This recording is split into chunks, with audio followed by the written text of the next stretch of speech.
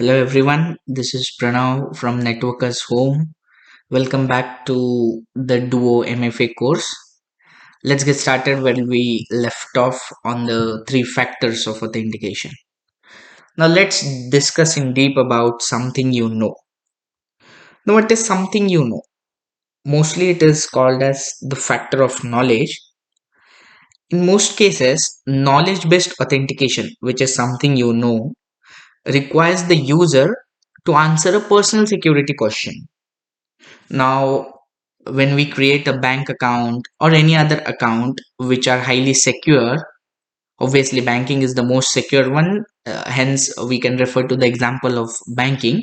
When we create an account, along with the username and password creation, everyone is aware that the bank also requires us to create 3 to 4 security questions which will be helpful in recovering the account or the password in case we forget it or we don't remember the username and password both. In such cases, these security questions are required. Now passwords, 4-digit personal identification numbers, not 4-digit, it can be 3, 4, 5, whichever is the most secure one, and one time passwords which are popularly known as the OTPs which we receive on our mobile number. These are the popular examples of knowledge factor technologies, which is something you know. Now, OTPs can be clashed in both the factors, like something you know, something you have. We'll be discussing the something you have part later. Now, consider an example of something you know factor in our daily life. Consider that you visit a store for shopping, like your Walmart or DMart, or you go to a clothing store for your shopping, or just buying a cake, and you're paying using your debit card or credit card.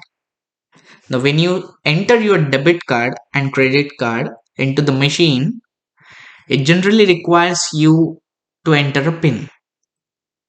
Now in countries like US and Canada, they have this wireless feature, but again it is limited to some $100 or $200.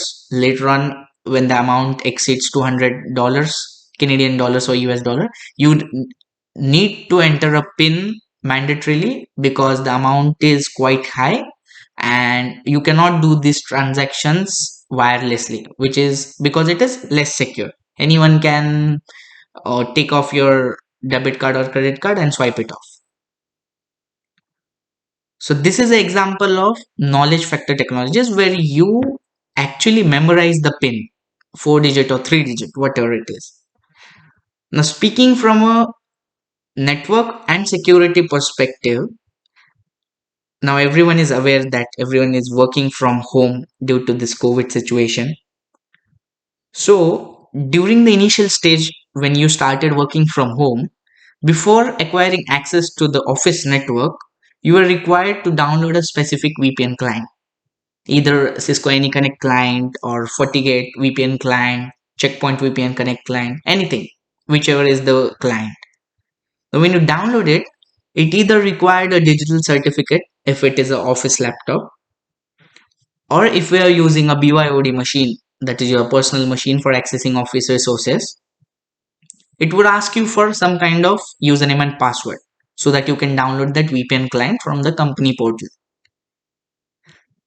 Now, after you download that client, install it, and try to connect to the office network remotely via VPN, there is another factor wherein you are asked a security question. Example can be mother's maiden name. So, on top of the username and password, you are again being asked about your mother's maiden name to check if you are the genuine user who is trying to access the network or not. And after successfully entering the factors which you know, you gain the access to the system. That is your office network. So this is a solid example of something you know factor, and it is the most popularly used factor. Next comes the something you have factor. This factor is very popularly known as the possession factor, which means you possess something or you own something which can be used as a factor of authentication. For example, to log in, users must have a specific thing in their possession, such as a digital badge or a token or a phone SIM card. Now, when it comes to the mobile authentication part, a smartphone is very specifically used along with the OTP to supply the possession. Now, these possession factor technologies include any of the following: security tokens. Now, what are security tokens? They are like very small hardware devices which hold users' personal data, and they're to electronically validate a person's identification. Another can be a smart card, which has a chip embedded into it as an object, such as a USB drive or a wireless tag, can be an example. Next is a single use login pin, which is generated in a software. Now, most of the multi factor authentication solutions available nowadays provide this kind of functionality wherein they have continuously changing one time passwords, which is 5 to 6 digits long, which changes every 30 seconds on the application when you open the application. So in this case, if you notice, your smartphone is actually used as your possession factor, which is something you have. Now again, there are two different types. One is the mobile authentication. In that, as we discussed, either it can be a MFA software. Now what if we want to use something as an alternative to the MFA software? An alternative could be a OTP received as an SMS, or phone calls. The OTP can be also received on the phone calls. Now, as we discussed in the earlier slide, OTP can be an example of like something you know as well as something you have. It depends on how you use it. Another example can be UB keys. Now, what is a UB key? It is kind of a USB hardware token wherein you plug it into your USB port of your desktop or laptop, and by clicking on it or touching on it, there is a specific designated area where you can touch your finger. It generates a 30 to 40 character long one time password. That device is already registered by your name and it already has your digital identity. This is very popular again to coming to the example of network and security, logging into the VPN. Many secure organizations prefer using UB keys rather than using the mobile apps because they contain highly sensitive data for which users access them remotely, and that is the reason they prefer a dedicated hardware token and hence they use UB keys. So this is all about something you have. Now the third and the most important factor, which is quite complex but the most secure one and the most unique one, something you are, also known as the factor of inherence, which means any biological characteristics which a user possesses will be used as a login form or a login factor or to confirm the identity of the user. Now, the biometric verification methods, which can be used as the inherence factor, can be some of the following: retina or iris scan, a fingerprint scan, most popularly used facial recognition in iPhones and other Android smartphones, voice authentication, it recognizes your voice and then authenticates you. Hand geometry can be scanning your hand because the lines on your hand are unique to a specific person, or a digital signature scanner. Now, this factor is used where the systems are very secure and needs to be kept confidential. This authentication factor of something you are is very complex to deploy, and when deploying or implementing this factor, the organization must very specifically look into the false positive rate. Now this comes during the testing phase of the something you are. Now you might be wondering what is false positive. So false positive is nothing but when a biometric, now false positive is a general term, but when it comes to a biometric system, false positive can be when a biometric system incorrectly matches an individual, considering that individual as someone else. Now, for example, I am trying to gain access to a bank's data center. I am authenticating using my iris scan or a fingerprint scan. And even if my fingerprint or iris is not registered, still it gave me access because it made a false positive me with someone else. Now, this can be very dangerous. If anyone could just give it a try, and if by chance that could be a false positive, the security is compromised. There is no use of implementing so complex and solutions which are very expensive. So the organization needs to keep this in mind about the false positive rate, and this testing has to be done very rigorously. What is false negative? A false negative is when a biometric system doesn't recognize the genuine users and it blocks their access. Now, these two can be dangerous because if someone needs access to the data center in case of any fire alarm testing or any kind of testing, or they want to switch the HA of the firewall in case of some issues, whatever the reason may be. Now, if the genuine personnel is not getting access to the data center, it would be of no use because the genuine users itself are not being able to access the data center. So when implementing this, it is very necessary to keep a balanced security when implementing the biometric system, which is something you are, or the third factor. Because keeping a balanced security is important rather than just tightening the security to the fullest. Now, why use a MFA solution? The question might arise, why use a multi-factor authentication solution actually? So looking at the benefits of using MFA, it is beneficial for the following reasons. One is securing your accounts and data against the hackers, because when a hacker gets access of your username and password, or he or she steals your username and password, it is very easy to get access to your account and then your data is compromised. Next is mitigating the risk of poor password practices. Now, what does this mean?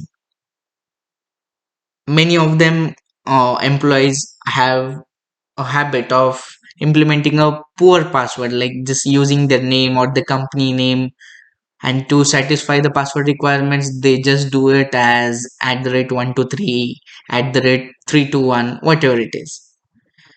So even if this simple password is compromised, still the MFA cannot gain, like using the MFA, it is very hard for the attacker to gain access of the system just by guessing the username and password. On top of that, a benefit is it increases the employee's productivity and flexibility, because the login can be very easy. They can log in from anywhere else because MFA solutions support all the VPN scenarios and all, almost every advanced technology. And one is it is easy and fast to implement. Now, if you look at it, all these are the traditional benefits. Speaking from a traditional perspective, these are the benefits which every MFA solution would give. But in today's changing world of technology, in this 21st century, it is very necessary that every solution which we implement or deploy to give some advanced benefits so that everyone would prefer using it? The first and foremost reason is obviously security, but on top of that, we get more advantages. Now, let's discuss on the actual advanced benefits which we would have never thought that the MFA solution would offer. First is credential theft protection. Now, obviously, this even in traditional as well as the advanced technologies of MFA, credential theft protection remains the core reason why we use a MFA solution, because in situation our credentials are stolen, they still cannot get the attackers still cannot get access, because we have a solution, we have a multi-factor authentication enrolled into the system, based on which only we can get the access to the system. The second most important benefit is regulatory compliance. Now, what is regulatory compliance? Now, if you recall, on the day one, we discussed about NIST, which is the National Institute of Standards and Technology. Considering various domains of cybersecurity, there are different regulatory bodies which have their own set of standards and regulations. Now, coming on to the credit card data storage, the PCI DSS. The PCI DSS requires the organization who is processing the credit card data of the customers to use a multi-factor authentication solution. The government organization. In US government and any other governments, it is highly recommended to use multi-factor authentication solutions to access the confidential data, the secret data, and the top secret data. So to match these regulatory compliance policies or laws, the MFA solution can be helpful. Next is gaining visibility. Now, what is gaining visibility? In today's MFA solutions, we can even know the location of the user. To be very specific, to know the location of the employee. Now, gaining visibility means not only the location, what type of device he or she is using, whether it has all the security patches installed. So, all these things related to the security of the device which is being used for providing the second and third factor of authentication, we can gain visibility of that using a single software of the MFA. Enforcing security policies. Now, based on these factors or these visibility data, we can enforce security policies based on that. Now, for example, if a user is based in Delhi and the company wants that he should not leave that specific region and should access the company data only from that specific region, no matter, like, it depends on the organization's policies. So it is very easy in today's MFA solutions to enforce security policies based on the location. Some organizations require that the device which they are using must have a biometric enabled on their device as well. So we can even enforce security policy stating that the touch ID or the fingerprint reader on his or her iPhone or Android should be enabled. And the most important is consistent access security. Now, as everyone knows, we are into a world where we use more than one devices to access the organization's data, be it mobile, iPad, laptops, desktops. So consistent access security means no matter what device you use, what application you use, wherever you go, the multi-factor authentication supports that specific technology or that specific application, to ensure that not only one specific device or the company device is secured, or you are securing the way you are using your laptop, but using any kind of applications or device, you are still logging into the company resources and accessing the system by proving that who you are using multi-factor authentication. So these are the advanced benefits why a multi-factor authentication solution should be used. Now, before going to what Duo is and the components of Duo and its lab use cases and the integration part, let's first discuss about its competitors, the competitors of Duo, which are again the leading MFA solutions. First one is Google Authenticator. Now, as everyone knows, Google Authenticator is a two-factor authentication solution. It's a mobile security tool offered by Google which helps to identify or authenticate the user identities before giving them the access to the network, the websites or the services which they want to use.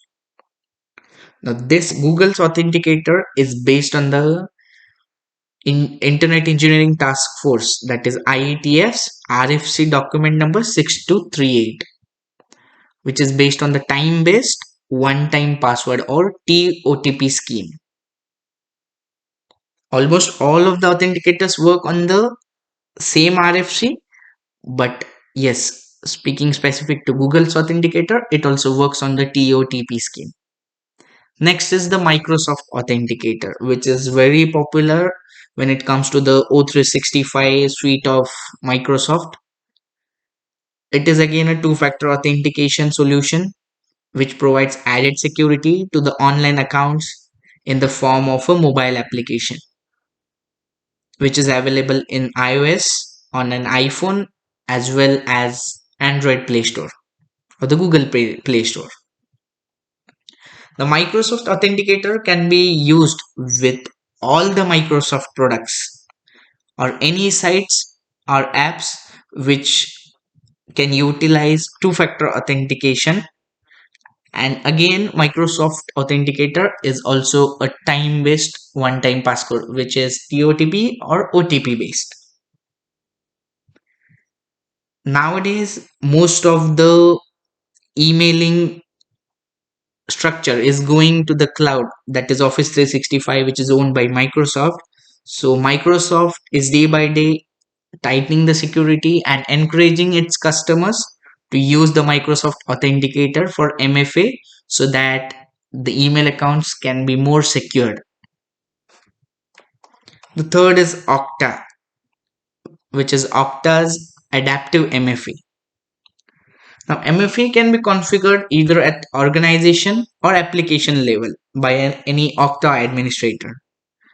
The end users using Okta Adaptive MFA are prompted to confirm their credentials as well as provided with the second factor of authentications when they sign into Okta.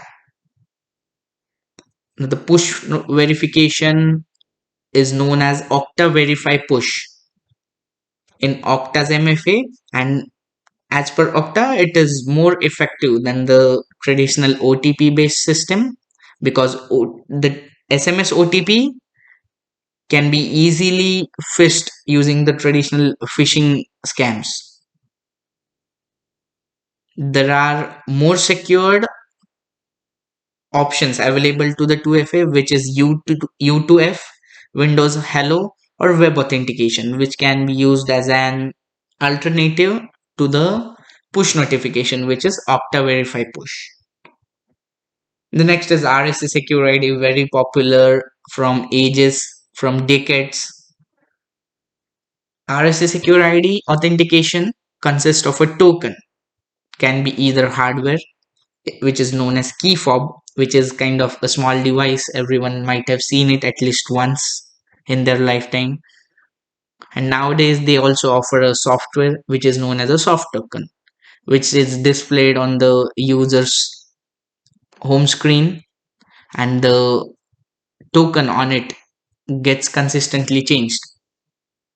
Now, that specific token is assigned to a computer user and it generates an authentication code at a pre-configured intervals. Now, most of the administrators prefer it to keeping to 60 seconds, and it has a built-in clock and a random key which is factory encoded. So it is very difficult to create a kind of duplicate hardware RSA secure ID because the random key is factory encoded.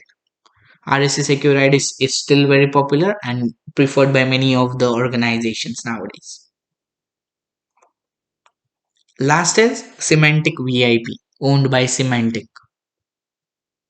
Using Semantic VIP, both the enterprise and end users can very securely authenticate, however, wherever they access the services using this VIP MFA solution.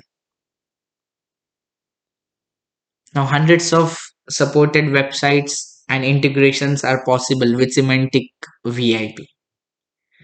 Now, all these are the competitors of Duo MFA, and they somehow provide the same level of functionality which Duo provides. But there is a lot which Duo offers more as compared to these competitors or these leading MFA solutions. We will be discussing it in the later part of our sessions. Now, let's try to think from a deployment perspective.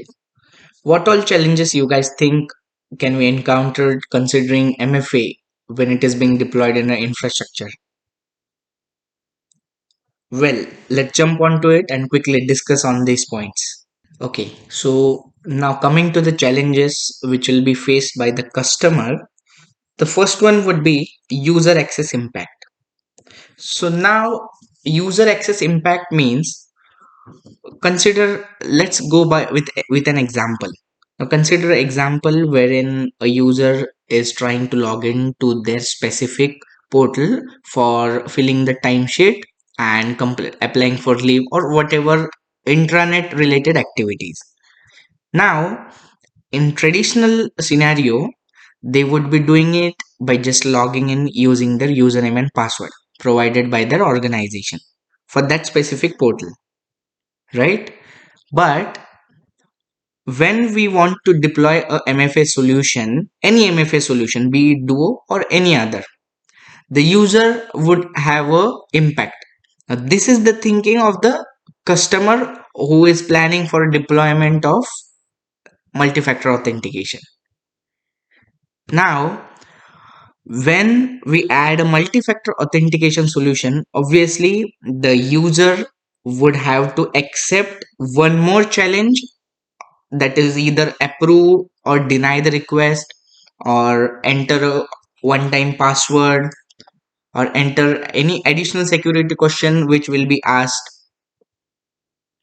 So the customer thinks that user access would be impacted when we plan for a deployment of multi-factor authentication. But this is not true. There are solutions to this. We will be looking at in the later stage.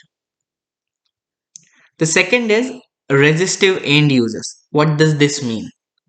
Now, resistive end users means there are different types of users with different mindsets. There are management users, there are top management users, there are users who are on a managerial level and have up to some knowledge of IT. Then there are technology specific consultants who are more into the technology parts, and there are IT admins and support executives who regularly work on the IT support part of the organization. Now, when it comes to the people who don't deal with technology and are more specifically inclined towards the organization's business, they tend to be more resistant when deploying these kind of technologies because it creates an overhead for them when logging into any portal, which means they resist these kind of deployments not purposely but because it creates a additional step for them when logging into the portal or any such situation. So this is what we mean by resistive end users. The end user may be resistive, but when we compare them with the IT consultants, the technology consultants, they tend to have a better idea on how the technology works, and the most important thing is they know the underlying reason for deploying a MFA is an added layer of security. That's the reason it is very necessary to conduct sessions and awareness training that why such specific solutions are being implemented. because the underlying reason being security must be communicated to each and everyone in the organization. The next challenge which the customer thinks from their perspective is the complex deployment process. Now, adding a MFA solution to the authentication parts means modifying the authentication source, like for example, keeping the initial primary authentication to Active Directory, then adding a second layer of MFA, wherein adding the second layer as push notification on the user mobile. Then we also have to think of a backup method, wherein if the user's mobile is not connected to the internet, a backup for the push notification could be a OTP via SMS or a mobile call. Now they also have to think from a perspective where if a user is in the data center and needs to log into any service and is not able to receive any mobile SMS or phone calls on his mobile due to the poor network issues on his or her SIM card, we have to also think from that perspective. So this makes the deployment process a bit complex. So this is what a customer thinks, that instead in a traditional scenario we have to just use the username password and it is quite easy in the traditional scenario, so why go into such complex deployment? The next challenge is very important, speaking from a business perspective: lack of skills to operate this technology. Now this challenge is faced by customer with respect to any technology deployment, not only MFA but any technology, because there are crunch of resources or crunch of skills to operate these kind of technologies.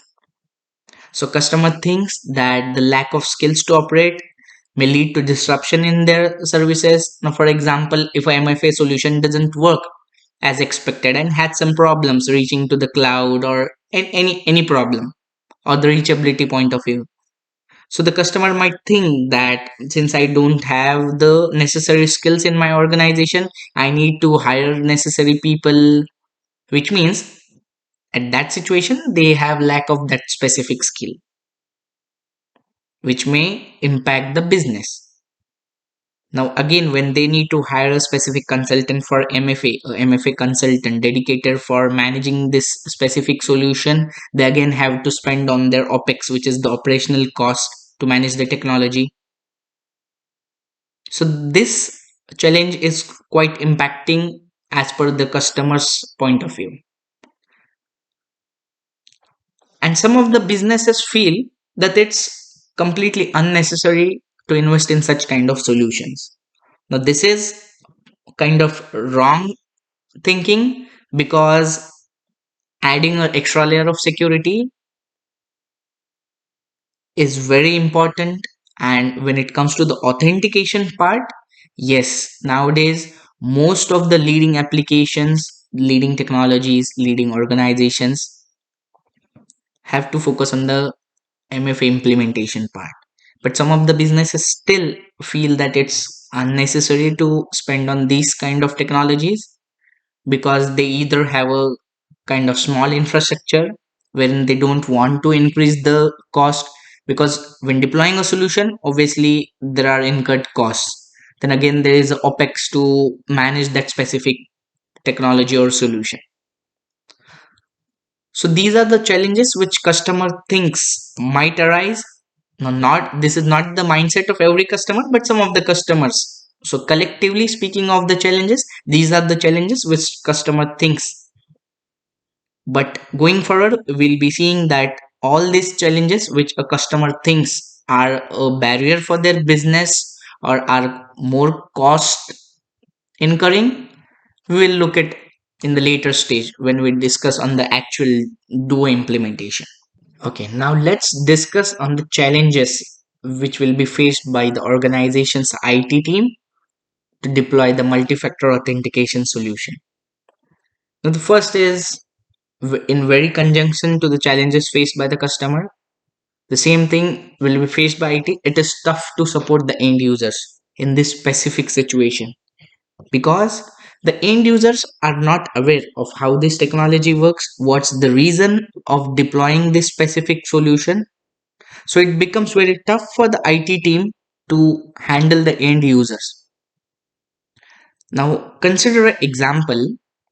When deploying a multi-factor authentication in an organization, obviously we will not be doing it once at a time, like one at all, because when we deploy it for each and every application at once, it will be difficult for the IT team to manage the end users. And even the troubleshooting part would be very difficult.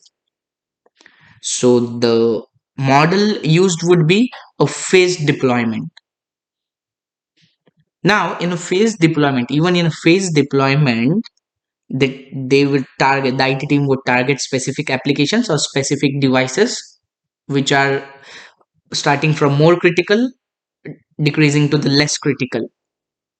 So, for example, if they are trying to secure the finance portal of the company.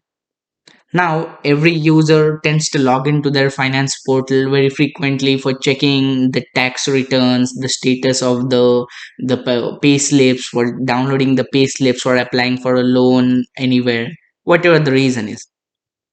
Now, if that specific finance portal is secured with multi-factor authentication, on top of the username password, they again have to prove their identity with a second factor as well, or even a third factor if required.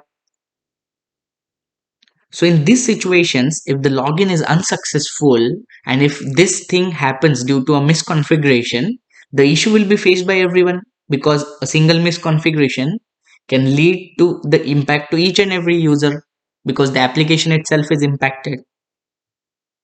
So it becomes very tough to support the end users in such situations for the IT team. The next challenge for the IT team would be time based implementation approach is very hard. The reason being, the device should be in sync with the NTP. The device should have a proper clock and time zone set. Time based implementation is basically the time based token type, which we have earlier discussed in the MFA components.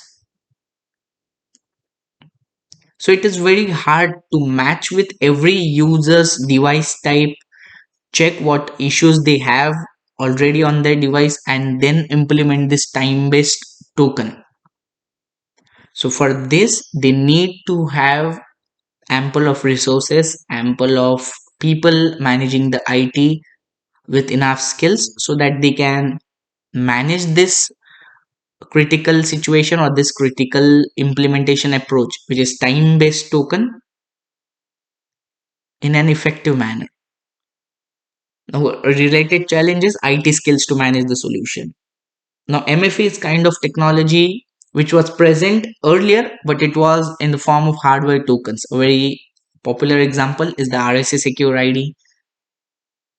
It has been decades since RSS Secure ID is being used as the hardware token for MFA for proving the identity on top of any single factor. But nowadays, the solutions which we see nowadays are software based. They are integrated with the mobile, they are integrated with the laptops, desktops. It is a kind of soft token. So we need additional skills to manage these type of soft tokens and these type of technologies which are evolving nowadays. So you tend to be at the top notch skills to manage this specific solutions, else it'll impact the business. And IT is the team on which the organization is very dependent when it comes to these kind of solutions or any problems. Next challenge is lost and stolen devices. Consider if any user loses his or her device. The customer thinks that it may be a problem, and on top of that, it is very difficult for the IT person to track this specific device. And since If that specific device would have the corporate data, again it comes on the remote wiping of that data, whether it is enrolled with the MDM solution or not. There are a lot of challenges when it comes to the lost and stolen devices. And when a device is lost, obviously that specific user would not get access to that specific portal, because he or she is not able to prove the second factor by either accepting the push notification or the SMS or the mobile phone. They either have to get a new phone and register it immediately, or unless and until they get it, they don't have access to the portal. Then the IT team have to bypass them for a specific period of time. So it becomes difficult to manage all these kinds of issues for the IT. And last but not the least, the account recovery process is very difficult for the end user as well,